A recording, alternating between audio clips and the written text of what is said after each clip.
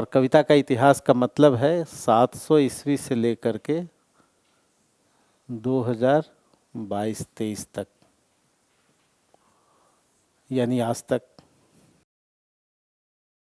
कविता का इतिहास, इसको पहले समझ लेते हैं।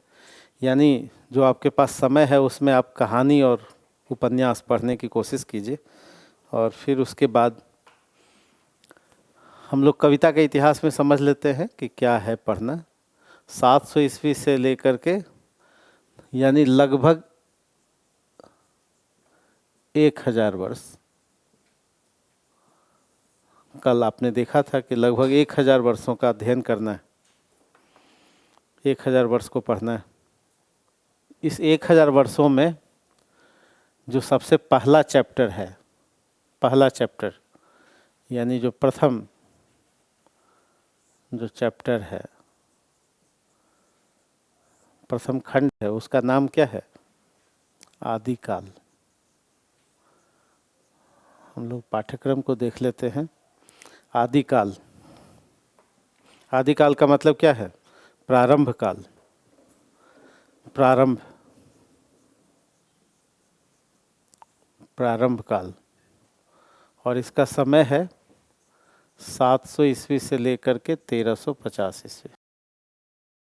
700 ईस्वी से लेकर के 1350 ईस्वी। आदिकाल का समय है 700 ईस्वी से लेकर 1350, यानी लगभग 650 वर्ष।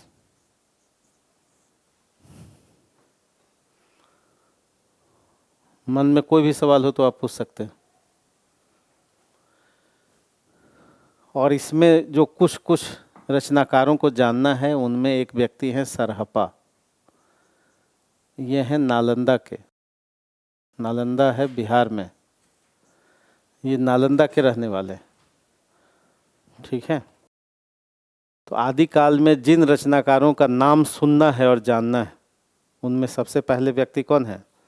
सरहपा। कहाँ के रहने वाले हैं? नालंदा के रहने वाले हैं। और इनको हिंदी का पहला कवि माना जाता है, हिंदी का प्रथम रचनाकार ये माना जाता है, हिंदी का पहला रचनाकार माना जाता है सरहपा। दूसरे व्यक्ति हैं, इनका नाम है गोरखनाथ। इन लोगों का नाम जानना है, गोरखनाथ।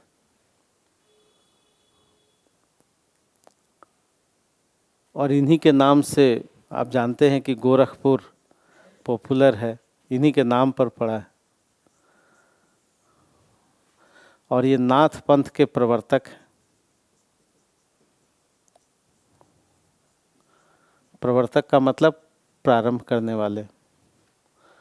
नाथ पंथ के प्रवर्तक हैं गोरखपुर, इन्हीं के नाम से है ना, गोरखनाथ। इनका मठ भी है। यानी आगे चलकर ये समय है गोरखनाथ जी का 11वीं सदी, 11वीं सदी। गोरखनाथ जी कब के हैं? 11वीं सदी के आदमी। इनका नाम जानना है। नाम तो सुना होगा गोरखनाथ जी का।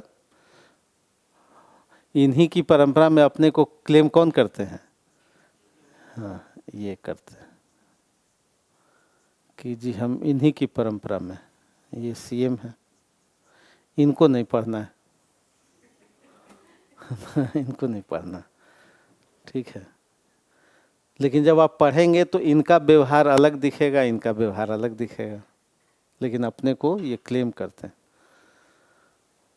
गोरखनाथ जी व्यक्तिगत रूप से शिव के उपासक भी थे, शिव के उपासक थे, व्यक्तिगत रूप से शिव के उपासक थे। और हिंदू मुस्लिम एकता के समर्थक थे। गोरखनाथ जी क्या कहते थे? हिंदू मुस्लिम एकता की बात करते थे, मुस्लिम एकता का संदेश देते थे गोरखनाथ जी। तो हिंदू मुस्लिम एकता की बात कौन कर रहे थे? गोरखनाथ। गोरखनाथ की प्रसिद्ध पंक्ति है, हिंदू मुस्लिम खुदा के बंदे। आपको पढ़ना है, गोरखनाथ जी के बारे में टिप्पणी जानना है। ये कब के हैं? 11वीं सदी के आदमी। यानी आदिकाल में जिन रचनाकारों का नाम आपको जानना है उनमें सबसे पहले व्यक्ति कौन है? सरहपा। कहाँ के रहने वाले हैं? नालंदा के। दूसरे व्यक्ति कौन है? गोरखनाथ। ठीक है। तीसरे जो व्यक्ति हैं उनका नाम है हेमचंद्र। नाम जानना है, इनके बारे में बहुत कुछ नहीं जानना है, लेकिन नाम तो आपको जानना ही है। भाई कहाँ कौन से रचनाकार पढ़ने हैं आपको, इनकी कोई रचनाएं नहीं पढ़नी है, कम से कम 5-6 लाइन इनके बारे में जानना है, बहुत डिटेल नहीं जानना है, मुश्किल से 50 शब्द। हेमचंद्र, और ये जो हैं जैन रचनाकार हैं, जैन रचनाकार हैं, और ये हैं गुजरात में। गोरखनाथ जी गोरखपुर, सरहपा कहाँ? नालंदा, और हेमचंद्र कहाँ हैं? गुजरात में। ये जैन कवि हैं, इनका नाम भी जानना है। ये किस चैप्टर में लोग आएंगे? आदिकाल में आएंगे। यानी आप स्मरण रहे कि इनके बारे में बहुत डिटेल नहीं जानना है आपको, केवल 50 शब्द यानी 5-6 लाइन इनके बारे में परिचय जानना। हेमचंद्र। इसके बाद जो व्यक्ति आते हैं उनमें हैं चंदबरदाई,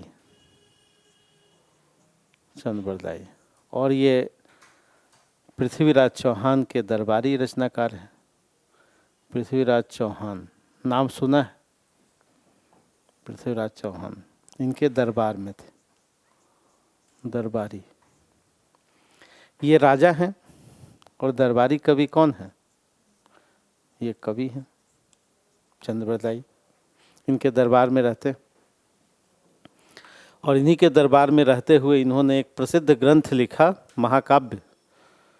और महाकाव्य का नाम क्या है? हाँ बिल्कुल सही है, पृथ्वीराज रासो। पृथ्वीराज रासो ये हिंदी का प्रथम महाकाव्य माना जाता है, हिंदी का प्रथम, फर्स्ट महाकाव्य। अभी हम लोग केवल एक सामान्य जानकारी देख रहे हैं। हिंदी का पहला महाकाव्य कौन सा माना जाता है? पृथ्वीराज रासो। किसने लिखा? कब लिखा? 13वीं सदी में लिखा। ये समय है 12वीं सदी, 13वीं सदी। तो हिंदी का पहला महाकाव्य कब लिखा गया? 12वीं 13वीं सदी में। किसने लिखा? चंदबरदाई ने लिखा, पृथ्वीराज चौहान के बारे में लिखा। इस समय किसका आक्रमण हुआ था? मोहम्मद गौरी का। बिल्कुल सही है। कौन सा युद्ध हुआ था? तराइन का युद्ध हुआ था 1191-92 में। तो मोहम्मद गौरी का आक्रमण हुआ था, बिल्कुल सही, मोहम्मद गौरी का आक्रमण हुआ था। और जीता कौन था? कितनी बार हुआ था आक्रमण? हाँ 17 बार कहता है साहित्य, इतिहास कहता है 2 बार। तराइन का युद्ध कितनी बार हुआ था? 2 बार हुआ था, लेकिन साहित्य क्या कहता है कि 17 बार हुआ था। साहित्य का मतलब चंदबरदाई जी की रचना जब आप पढ़ेंगे तो, और ये कहानी आपको पता होगी कि अंतिम युद्ध में पृथ्वीराज चौहान बंदी बना लिए गए थे, उनकी आंख फोड़ दी गई थी, है ना, और मोहम्मद गौरी के कैंप में थे, बंदी बना लिए गए थे, और चंदबरदाई मित्र थे। आज जैसी मित्रता नहीं थी कि जब कष्ट हो तो मित्र क्या करता है? छोड़ देता है। तुलसीदास कह रहे थे कि जे न मित्र दुख हो ही दुखारी, तिनहि विलोकत पातक भारी। ये तुलसी लिख रहे थे कि जो मित्र के दुख में दुखी नहीं होता उनको देखना भी पाप। लेकिन चंदबरदाई अच्छे मित्र थे, और ये मित्रता धर्म का निर्वाह करते हुए गए उस कैंप में, और कहा गौरी को कि भाई जो मेरे राजा हैं वो शब्द भेदी बाण चलाते हैं, शब्द सुन करके सही डायरेक्शन में बाण। तो गौरी को आश्चर्य हुआ कि ऐसा कैसे हो सकता है। तो भाई बैठा, गौरी दूर बैठे, तो बैठा और चंदबरदाई ने वो प्रसिद्ध पंक्ति कहा, 4 बांस 24 गज अंगुलष्ट प्रमाण, ताऊ पर सुल्तान है मत चूको चौहान। बिल्कुल सही है। 4 बांस का मतलब बांस जो आप देखते ही हैं डिस्टेंस मापने का, 4 बांस 24 गज, 24 गज, और अंगुलष्ट प्रमाण 8 अंगुल, और इतनी दूरी पर कौन बैठा है? सुल्तान बैठा है। मत चूको चौहान, यानी अपने राजा को कहा कि भाई इस चुकना नहीं है, दुश्मन को यहीं क्या करना है। हाँ, और पृथ्वीराज चौहान जी के लिए मौका था और उन्होंने अपने बाण से गौरी को क्या किया, घायल किया। और वहाँ पर चंद्रप्रदाई स्वयं एक तलवार लेके गए थे, अपने ही से हाथों से राजा को मारा और राजा ने अपने हाथों से किसको मारा, चंद्रप्रदाई को। क्यों ऐसा किया कि दुश्मन, चूँकि दुश्मन के कैंप में थे, मारा जाना निश्चित था, वहाँ पकड़े ही जाते चूँकि उसी कैंप में थे, तो दुश्मन के हाथों नहीं मरेंगे, ये बात थी। और प्रतिष्ठा की बात थी, शौर्य की बात थी, वीरता की बात थी, और इसीलिए एक दूसरे को मार करके लोग मरे। और ये वीरता और ये जो उनका जो लाइन है आज सब लोग जानता है, प्रचलित है, यानी काफ़ी प्रचलित है, ये 4 बांस 24 गज। इसी समय ये सब जो रचनाएं लिखी गई ये सब रासो काव्य था। रासो लिखा हुआ, हम लोग डिटेल पढ़ेंगे। रासो में 2 ही चीज़ लिखा जाता था, वीरता की बात और दूसरा श्रृंगार की बात। 2 ही काम लोग करते थे। एक क्या करते थे इस समय, वीरता यानी युद्ध, और युद्ध के बाद श्रृंगार, बहुविवाह। एक आदमी कई शादी करता था। स्वयं पृथ्वीराज चौहान ने कई शादियां की, ठीक है, शशिव्रता से शादी की, संयोगिता से शादी की, और युद्ध होते ही थे इसीलिए। और कहा जाता था कि जाकी कन्या सुंदर देखी तापर जाए धरी तलवार। उस समय कोई 100 नंबर का लॉ एंड ऑर्डर का पुलिस सिस्टम, संविधान ये सब नहीं था। राजा जो बनाता था वही संविधान होता था, ठीक है। तो जाकी कन्या सुंदर देखी तापर जाए धरी तलवार, और इसीलिए लोग, मेल डोमिनेटेड सोसाइटी था, पुत्र की कामना करते थे, पुत्रियों की कम, है ना। तो ये मामला था। तो ऐसे ही रचनाओं के बारे में, चंद्रप्रदाई के बारे में भी टिप्पणी जानना है तो कितने रचनाकारों को जानना है, सरहपा, गोरखनाथ, हेमचंद्र और चंद्रप्रदाई। एक और रचनाकार का नाम जानना है, उनका नाम है अमीर खुसरो। अमीर खुसरो, और ये दिल्ली में थे या एटा में थे। एटा में जन्म हुआ था, यूपी में, दिल्ली में काम करते थे। तो अमीर खुसरो, अगले जो रचनाकार हैं उनका नाम क्या है, अमीर खुसरो। अमीर खुसरो आपने पढ़ा होगा कि संगीत और तबला के, हाँ, तबला के सितार के जनक माने जाते हैं। राजा के दरबार में रहते थे अमीर खुसरो, दिल्ली सल्तनत में रहते थे, और हिंदी उर्दू के पहले कवि हैं ये। हिंदी उर्दू के पहले रचनाकार कोई पूछे इंटरव्यू में तो आप क्या कहेंगे, अमीर खुसरो है। बहुत लिखा अमीर खुसरो ने, भारत की संस्कृति को जानने वाले हैं। और उर्दू जबान जिसको आप कहते हैं, हिंदी उर्दू मिश्रित को क्या कहते हैं, हिंदुस्तानी कहते हैं। इस बार हिंदुस्तानी पर सिविल सेवा में टिप्पणी पूछा गया था, इस वर्ष का सवाल था, हिंदुस्तानी पर टिप्पणी पूछा। हिंदुस्तानी यानी हिंदी उर्दू के पहले रचनाकार कौन है, अमीर खुसरो। खुसरो दरिया प्रेम का, ये कह रहे थे प्रेम पर कि खुसरो दरिया प्रेम का उल्टी वाकी धार। खुसरो कह रहे थे कि प्रेम का जो दरिया है उसकी धारा बहुत उल्टी बहती, जो उतरा सो डूब गया, जो डूबा सो पार। तो इसका क्या मतलब है, जो उतरा सो डूब गया, जो डूबा सो पार। जो डूब गया तो पार कैसे पाएगा, क्या कह रहे थे अमीर खुसरो।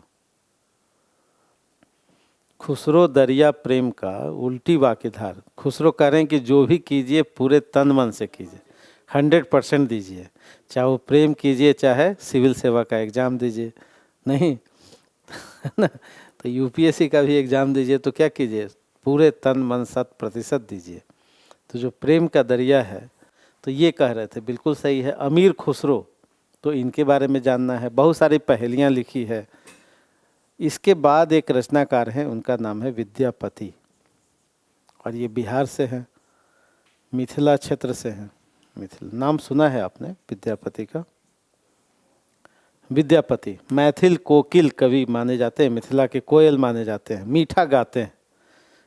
कोयल कैसे गाती है, मीठा, इनको मिथिला का कोयल कहते हैं। तो मैथिल कोकिल कवि हैं विद्यापति, और अपने मधुर जुबान के लिए जाने जाते हैं। और